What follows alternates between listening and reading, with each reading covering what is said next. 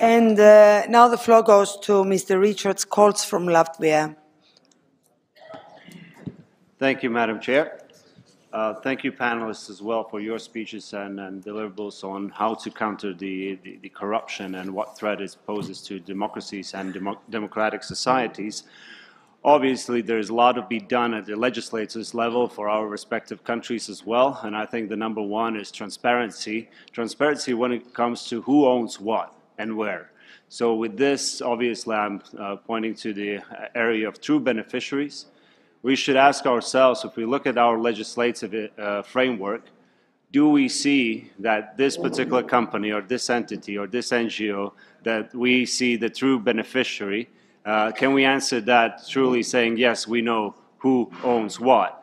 Then we might be okay. But I think the majority here in this room representing your countries, I think that is the biggest challenge, stumbling block, to reveal the true beneficiaries of companies, entities, and etc. So this is where we need to step up on the improvement of our legislation. Of course, in line with human rights, with privacy rights as well, but obviously corruption should not be hiding behind privacy laws and etc. It has to be exposed. And if we're talking about exposure, obviously what we have heard from previous speakers, the one country that really comes out when it comes on discussions on corruption is Russian Federation. And it should be no surprise to that, because, you know, for years the main commodity or service that Russia exports, it's not crude oil or gas, it's corruption. It's endemic corruption. It's metastasis of corruption, and we should actually look at the trends, what we're seeing even after 24th of February.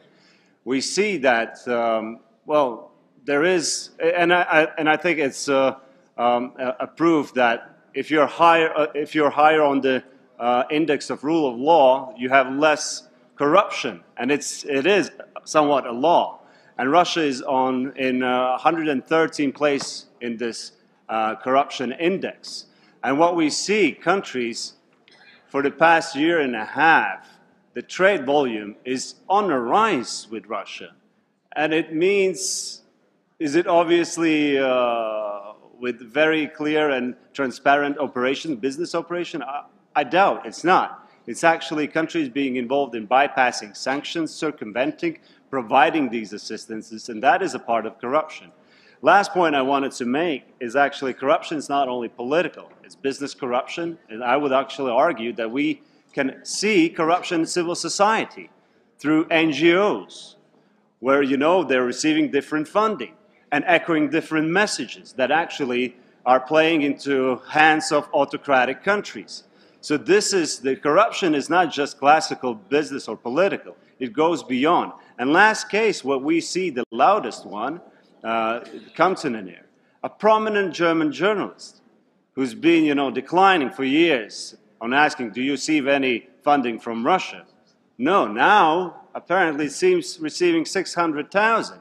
And then we look what these journalists, for example, have been writing for years. Obviously defending autocratic positions. And I think this is where we have to step up on our national legislation. There is no one recipe medicine at international level to cure this, but at national level, that is the place. And I would ask, since I'm the last speaker, sorry, I don't want to abuse too much of this time. I want to actually, for the panelists who gave speech, just to reflect on what they have heard, and if there's something they want to also kind of, you know, propose for the delegations as well to bring back home. Thank you. Thank you, Mr. Kols.